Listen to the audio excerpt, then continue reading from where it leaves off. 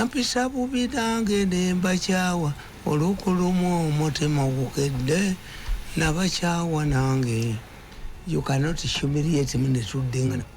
Enali mubayita lutabagezi basajja baniya. Nabata yumukama otenderezebwe. Hayi mukama otenderezebwe. Otenderezebwe Katonda weggulu. Sinza kwogera Museveni oye. Ngabana wote basoma. Ngabana bantu basoma. So buli muntu ena uliza radio 4. Yes. Kati yafunye kyaggulo. Abana nga tebasoma.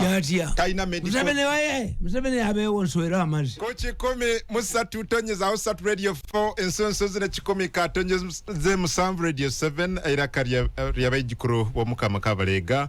Njagala kubebaza mwena batugoberera. Manyago abantu bagalike. Bajja bako mba mu nyumanza. Manyago abantu bagalike. That's why you must communicate. You don't understand me.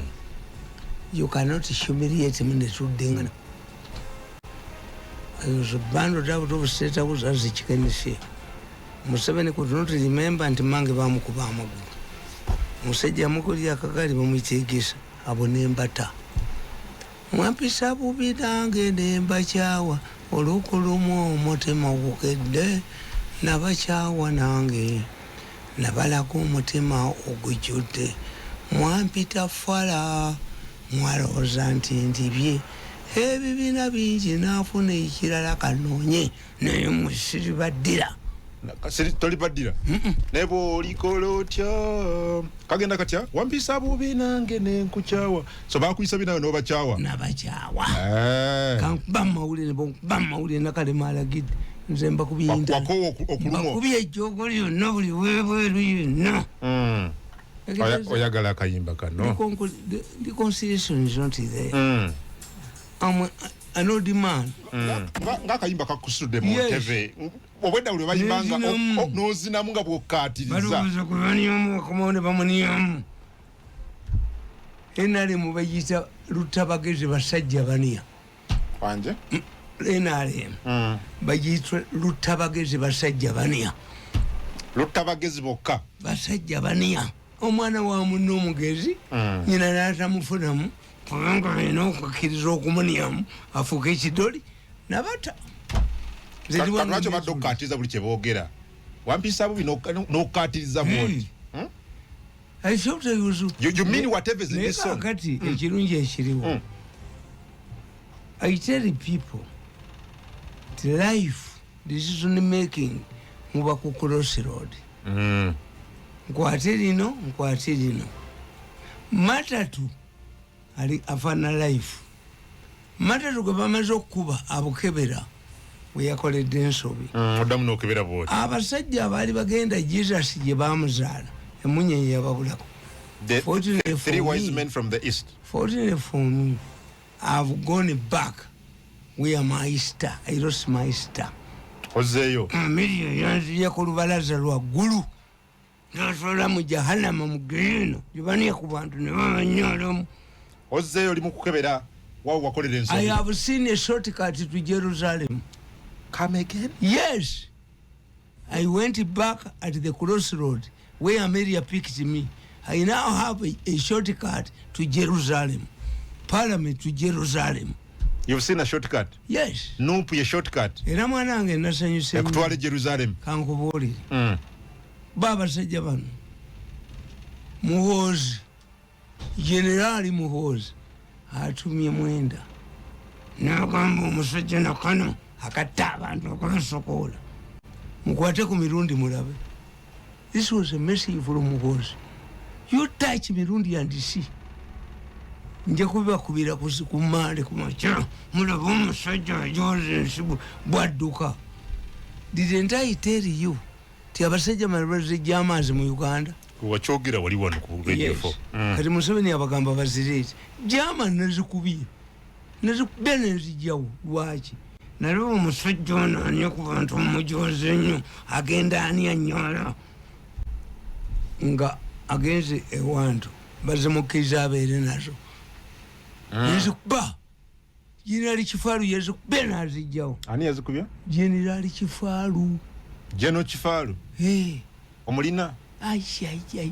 Kifaalu jembe lya kabi nnyo likwata n'abakazi bomu Kifaalu anti wulira Kifaalu jembe baleese akayindi yawano akayindi nenkalaba nkakazi panga bakawadde $2,000 ne tikiti y'ennyonyi kabizeewo biri bye nakuba sagani nazikubye agamba wazikuba. The president is insisting that these Germans should be surrendered to security.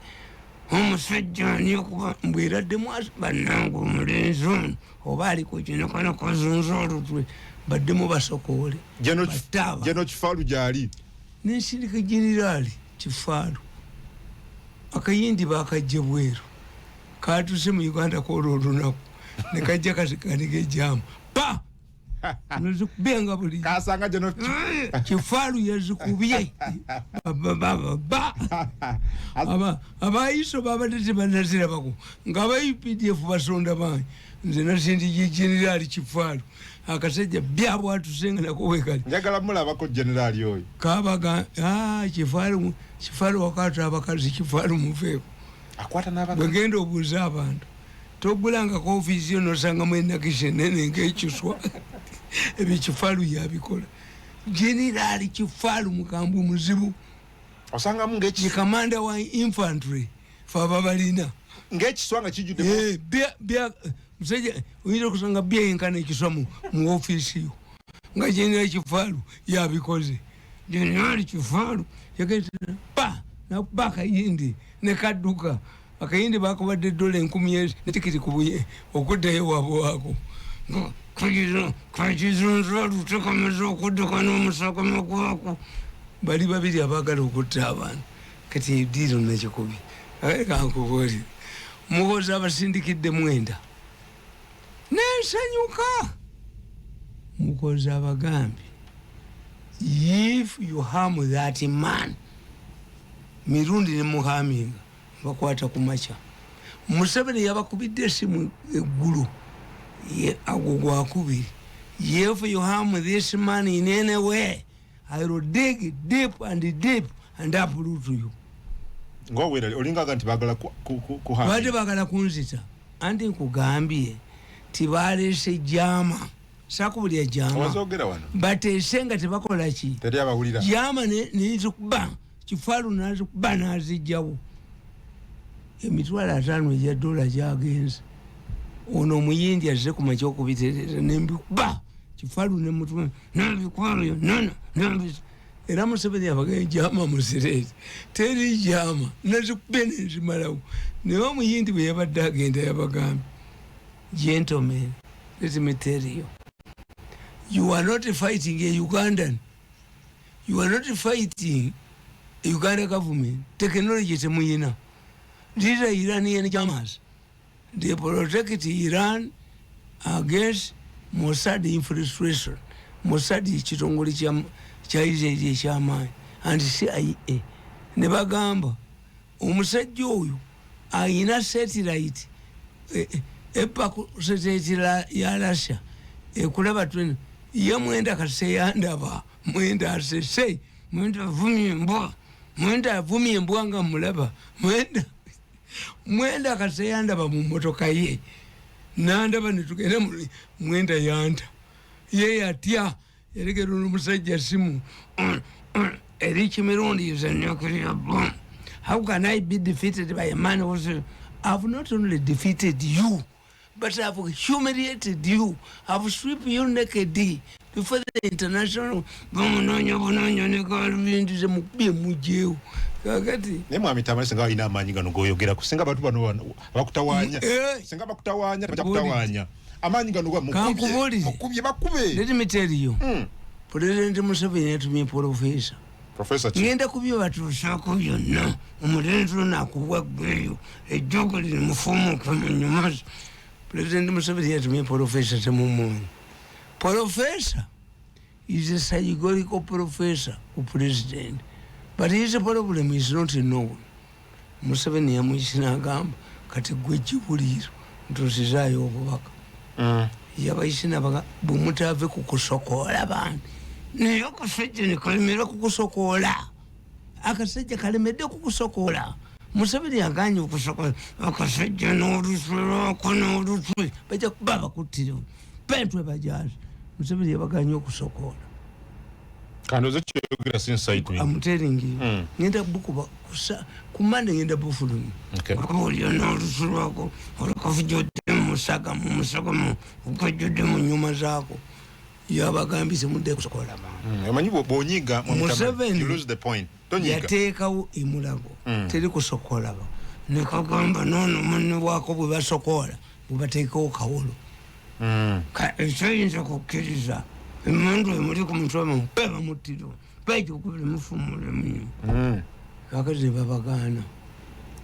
Museveni yabagambye temuddeyo kusokola abantu bwe muddeyo ne musokola ngenda kubakwata naye alinda ki lwekyasondamu twagala tulebe ku mulenzi anazanya ku bantu ng'abanyalo nga ali ku kabangali egikanga baddeko kano ko bagenda katta busi tekayinza kuwona akakalizi bagenda katta omubaka wa Museveni yabadde profesa n'abagamba yakoze nga Jibril let me tell you nolabeka tebiriiko koli ndi mukulira wano yagambye Museveni yabagambye I've sent you a messenger.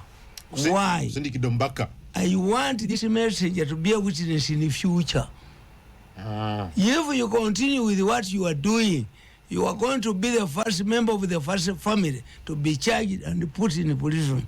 Ayumukama otenderezebwe. Ayumukama otenderezebwe.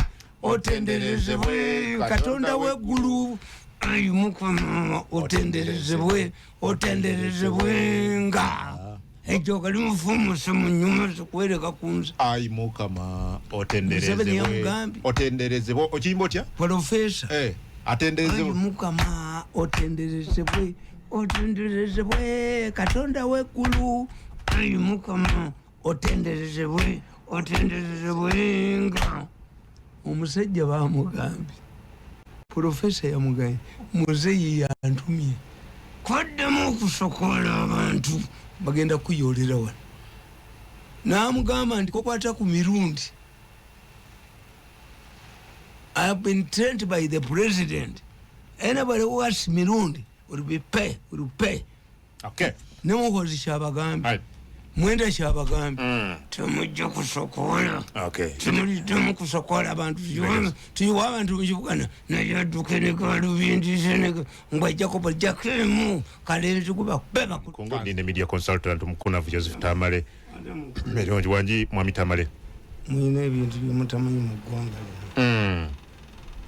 nti omukazi ali mu revenue authority wa taxation yakutta abantu 10 basiba ng'emirimu ayagala gigaba wanji mwami Tamale the woman wants to sell those jobs mirimu gya URA batunda butunzi bwe batyo the woman is called Sarah don't fear to be I will follow this Sarah you follow the woman for 4 months okay I capture Miso has been capturing all of her discussions I told you I was watching a meeting where the Commissioner General said this must stop but abadde abagala mu John ngalumu aliyokateke is a Sebei woman how can you imprison people and it's not known anywhere even the president doesn't know that 10 people from this week were arrested no your woman if you have been asking God to die and to live longer, no, you'll be an insane woman to Sebei. Mwenyezi akisinga okunuma. Byogerako ne bibaawo. Abaana abo baanyamu. Lwaki ono omukazi tagenda Sarah? Sarah n'eggulu nakutte mu meeting. N'oyo Commissioner General namukutte ku byuma byange. Ng'aganze sibimanyi. Mbwa adidde abajja mu ansi yange gye yava.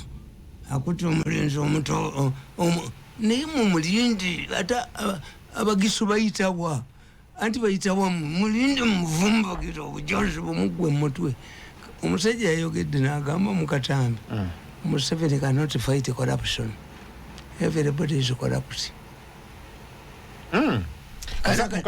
naye akatambi kako kalaba ngawulira no kawulira kali olwali kasuze n'obukadde 10 and that's why I tell you teyalimbye tasobola kulwanyisa bukenezimukwanga na buli yake wano omuntu walwanyisa nze musekerera ne bagandi Museveni would have money naziwa Bobi Wine ono y'omuko ayagala kunia ku bantu.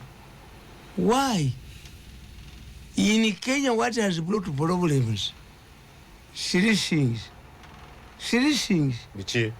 Museveni yali musajja mugezi n'abaliza protracted war.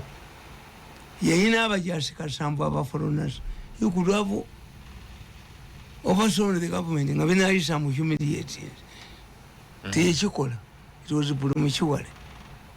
Bagenda Museveni bamugamba ti government gijeko fe tuyinza amagye obungi. Museveni ababuuza who is known to Uganda. You don't involve me. Temunteka mu byammwe. Yes. Museveni ne bamukwata ku road block ne muhoza ne mukyala we. Yala atete wali wosim. Yalati the salaries abaforonasa ekawempe Museveni bamukwata ekawempe yayina mukwano gwe ennyo Lieutenant Colonel Muhinda bamutya Makerere to provoke him whether he is going to go to the bush. Museveni yatandika okujiwa amatafali ewaabwe nga tagenda kuzimba bali wakasize mbaga nti the man wants to settle down ng'abalimba era Museveni mu kitabo kyakugamba babidandisali bebandeka mu bintu byabwe naye nali njagala bakola omuzannyo gw'obusiruma bembajjewo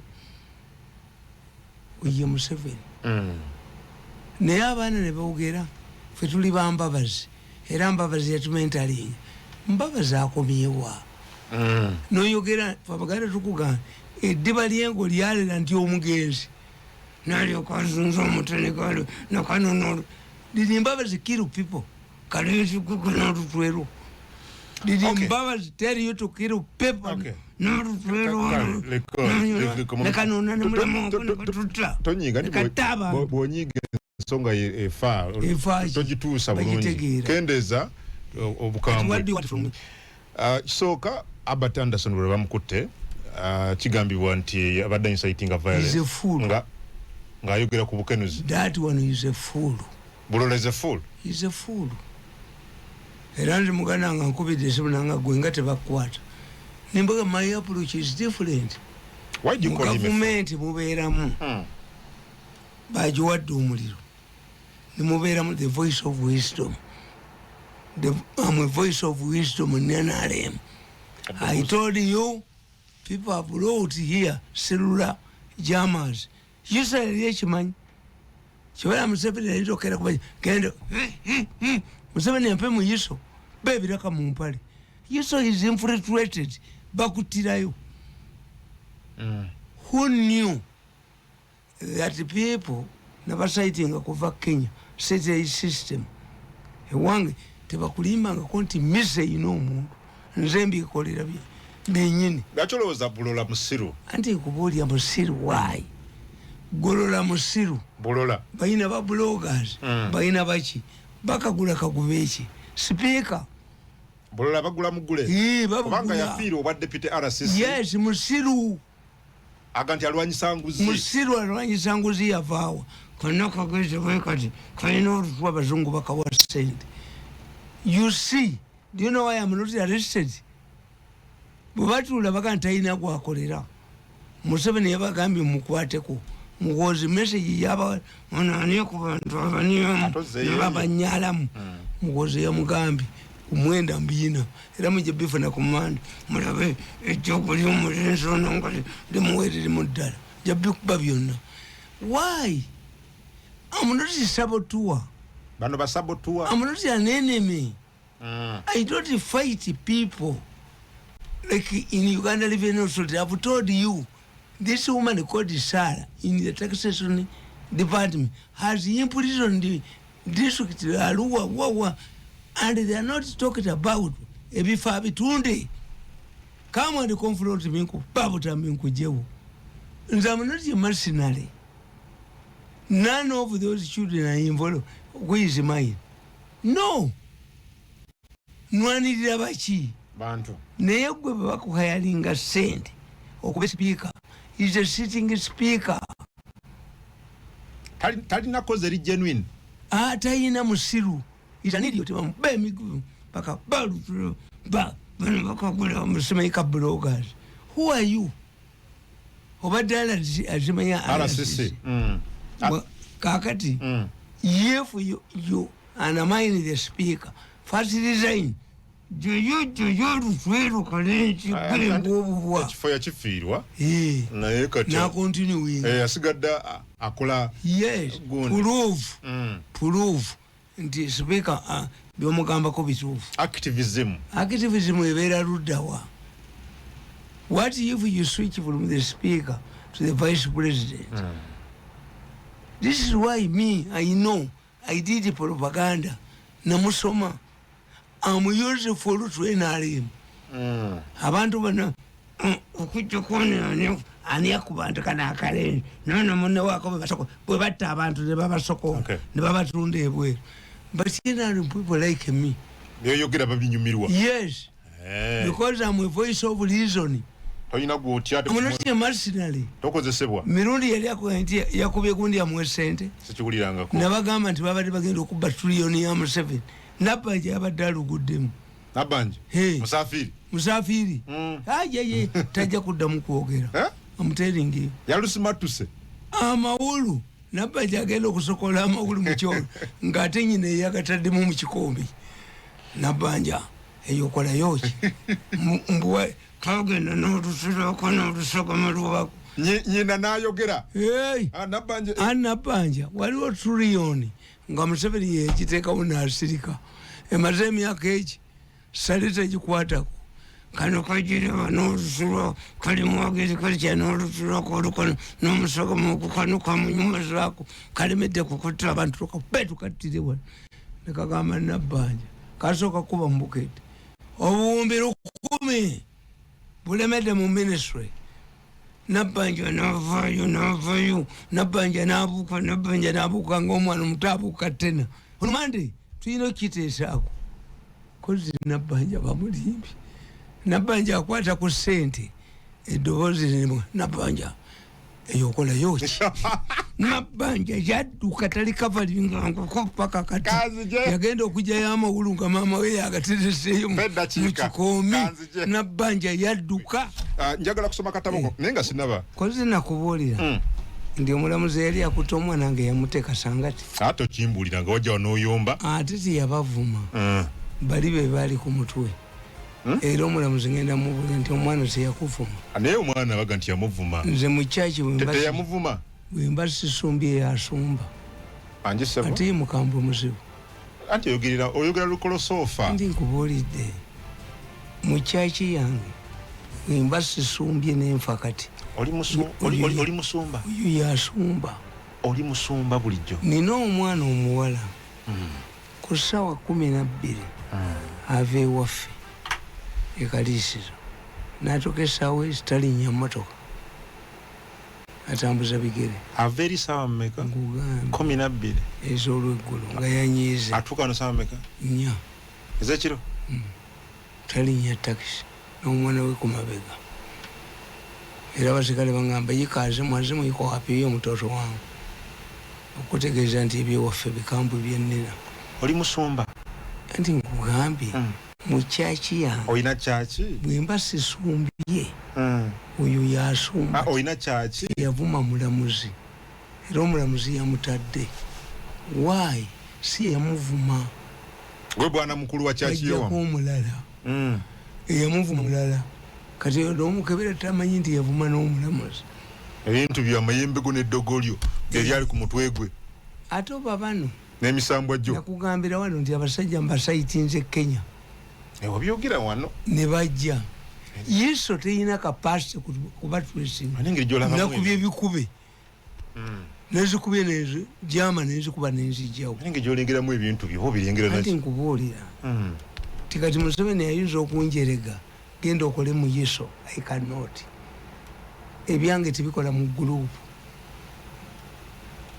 ebikola mu group no okay mbulira ku kakati kankubulire Pastor Kakande naye yogenda weka wangamba jja kuntu wala Kakande nga Pastor Kakande kankubulire Pastor Kakande mulaba yankubira essimu ku makya sa ngeeki mweyo ku makya nangamba jangu mu kyaki yange bannange Kakande ayogera politely Kakande tomusanga mu masuuti Kakande is an ordinary person nengendayo.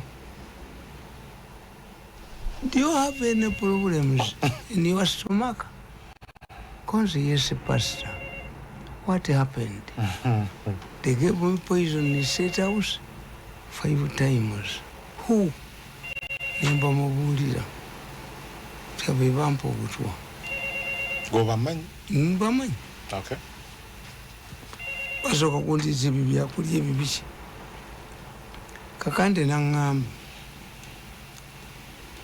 God has told me to save your life because you are still needed here.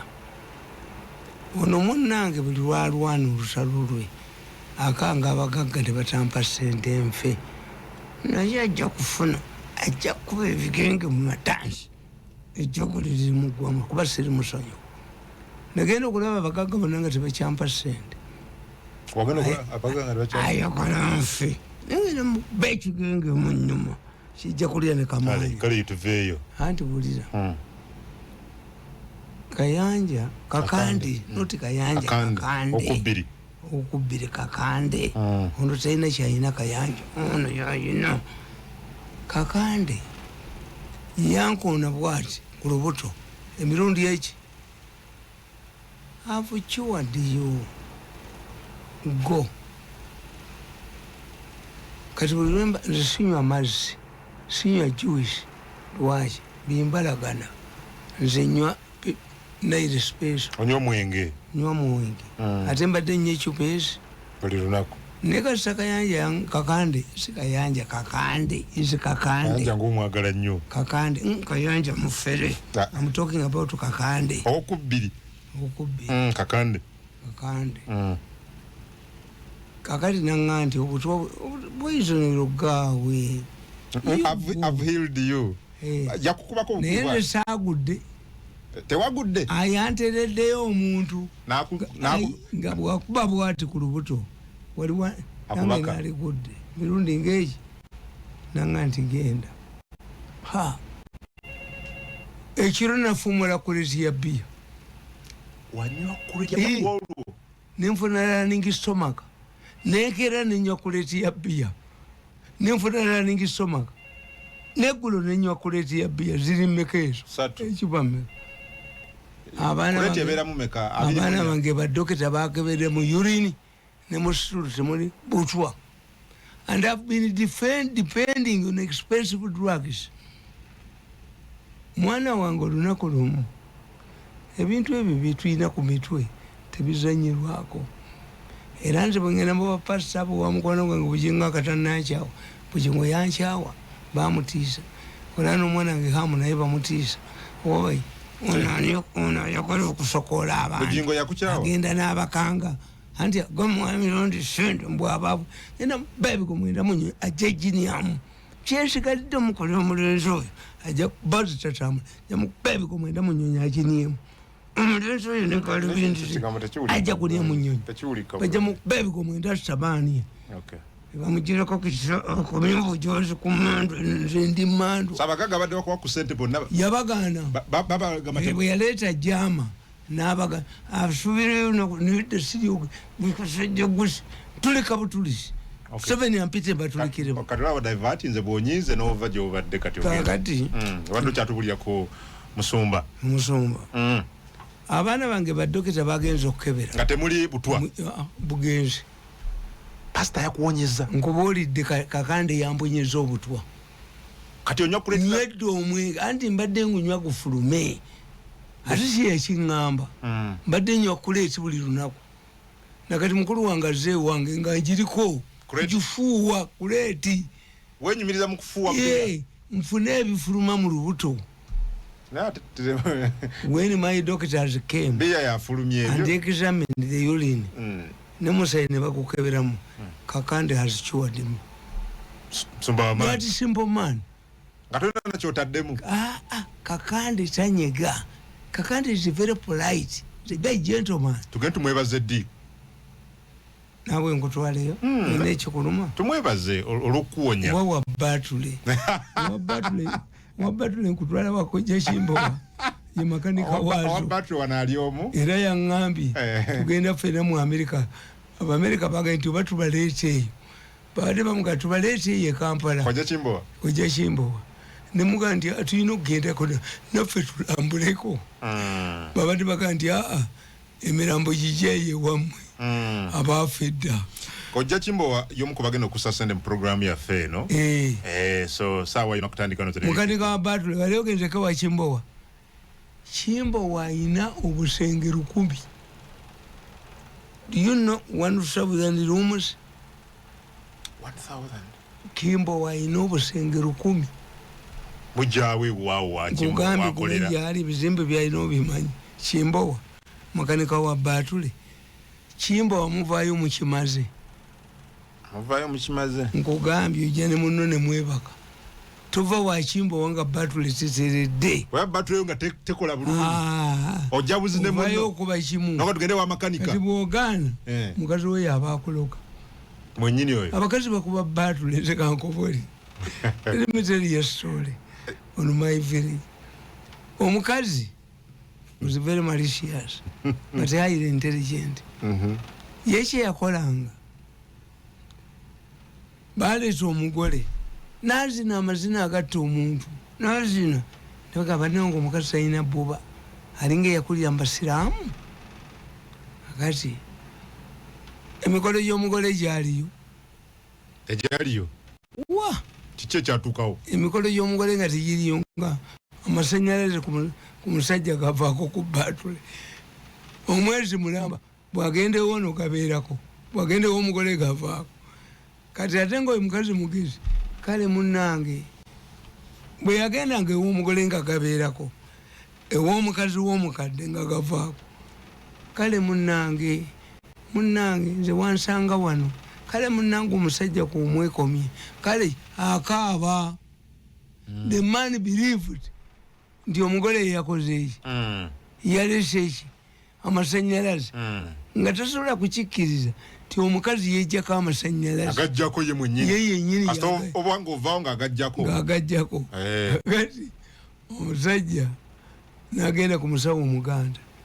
These people are fairy. Most of these perceives. N'agenda omusawo Omuganda. N'amugamba nti omanyi mukazi we yennyini yeyejjako amasanyalaze. Bawayiriza omugole. Yennyini. Yagejjako. Musawo Omuganda n'amugamba nkubulire wajjirako amasanyalaze. Genda mu buliri bwe okebere wansi wa piro okajjayo akati akaliyo. N'akajjawo ng'omukazi tamanyi. Kwolwo ssebo gaayaka. Kwolwo ettaala zaayaka. Zaayaka ew'omukadde. Naye nga yayagala bagoba eki. Yakeeranga n'ayomba. Munnange omusajja wansi yazina amazina ku mbaga. Munnange nze ojje munnange nze siyalega amagumba gonna gakakanyadde naawe jangu onyambeko. Abantu ne beewuunya omukazi koze akati kali mu piro. Mwekabadde nga kungubulirwa jja eno gavaako. Kati kwolwo factory yamubuulira nti abasawo Abaganda bali waffe abakambwe. Era nze bambi ekyuma kwolwo kyasula kimekete mwanyi Faruk Kirunda. Mbeera nga Kirunda. Kirunda abantu bamwagala. I so powerful people. N'abaza okufera. N'abaza okuleeta obucerecere obwembwa. N'abaza okubba amabugo bamanya amabugo gase. Nkugambye nti alireeta amabugo ga Museveni nga nnyaba afudde. Gwatajja bulooka ku mutwe. Ba! Sente zammwe tetuzeetaaga. Tewasusa menvu tonywa mubisi. Yes. Faruku ensi yaze yabadde nyingi. Oh yeah. Zomu kuba abaddeyo. Prominent people kubandabyeko. Nakulengedde. Nabadde muki. Mungo yabadde bine bimyufu ebya power. Ebya power. And I intended this. Nze yabadde ayambadde ebimyufu yekka eyabaddewo. Which means kologwa NRM. I can cross to any party. And they welcome you. Yes. Nero za nupo chasobola kukkiriza. Nga wakuba Bobby Wine. Muwoza abakubidde n'abagamba. You harm that man. Mulabe. Mbalageko. I know what you are doing. That's what Museveni told them. The other day. Okay. If you harm that man. Okay. You call. Njagala kusoma kutabo kano. Museveni abagamba. Harm my man. Yeah. I will dig deep and deep. Kano kapya. Kopi yangeri wa kano kapya. The power of Uganda Mafia. Mugambe the power of Uganda Mafia nkazemu ne politics of Wanyampi. Kati butabanga babunonya nyate. Yes. Kati basomera kakatabo. Njagala okusoma. Neto ulakwata ombulidde ku biriwo kubadde mu parliament. Bichya. Okusikomugwa wakati wa executive ne parliament eroza mwe Museveni ali mukuyingira mirimu gyabwe. Let me tell you. Ndabye Semujunga gamba this is hijacking roles of the parliament. No. Separation of power does not mean that you are always at conflict. Judges are Ugandans. Nabo bategeera nti bwe babba ssente tetuba safe. This is why judges namaga revolutionary judges bakola abawana bye batakola. A revolutionary judge asa takola abayasoma political science Malaga yalaba nga Uhuru ne Ruto bafuga eggwanga Kalenjin when they ally with the Kikuyus. Malaga naga nti how akaluna kale naka nga yagala government yo emira of Kenya nakati abantu bagala mira ya Kenya sikugamba umanyi politics wa Uganda yeyeka nti abaganda bo bali ku byakabaka kwe baba kwatira ne business power in Nigeria rotates around the Hausas and the Yorubas. Why? Bagezi numbers, politics is numbers. Ne aba one Museveni awakabaka emotoka na kafere nga baganda bakiriza. How does Museveni, who has given him money to buy a kabaka's new car, pakolete to me? Bamaseke bawadde motoka naba wa ngabana bange Museveni waye ngabana tebasoma sinzo kwogera Museveni oye ngabana wote basoma ngabana bange tebasoma so buli muntu ena uliza radio 4 yes. Kati yafunye kyaggulo abana nga tebasoma kaina medical Museveni abeewo nswera amazi Museveni ampate yakomuliro simu yakomuliro ende simu yangu kitira yakuzajja kwata ababbi ayinza okunjocha kakati kankubuulira politics is sharing kugabana abaganda beetya who gets what and when that's politics. Politics is formed alliances nekago sikulya ku bantu sibanyamu kubanyalamu nemubajona nembakajuka nemukanyuka ebitoli no that's not politics. Politics when ali ekidoli politics bakujana nebakunyamu nebakutwalewa nebakunyamu nebakunyalamu simu 7 yakukyusa bakuba amasimu nange mukindetera nkirimu nkinyalimu ekyo ekidoli mukindetera nkirimu nkinyalimu. That's not politics. Politics waabwe a competent African soldier under European commander wayina okubaawo omukakunyamu ye atwala sente za agenda wa Kadisa. Do you know nti Kadisa bamwanga sente olwa puroguramu ye nga ze tebampa Museveni nedda ya Museveni sirikiddamu naye negweyogeraku yali mukamaawo akumala emyaka 14. yes namukole yangu bakironga mubbi wangu nange nyuka kujjuli atajjanjabye mmange mu myaka 10. But why can't you go to him and talk to him? Omukani akwandu Museveni ayina omukani ngenze toliramu kuddamu amapito ngenze kubanjako. President is your boss. You better go and talk to him. Embele terere. Kati wenjogede ku mukama ono onyiga. Is your boss. Tukomye wano ku Radio 4 Radio 7 Mwami Tamale wetwogede ku mukama we President Yoweri Museveni na Fuluma Studio. Bwe bityo bibadde onako olwalero nze Adam Kungu.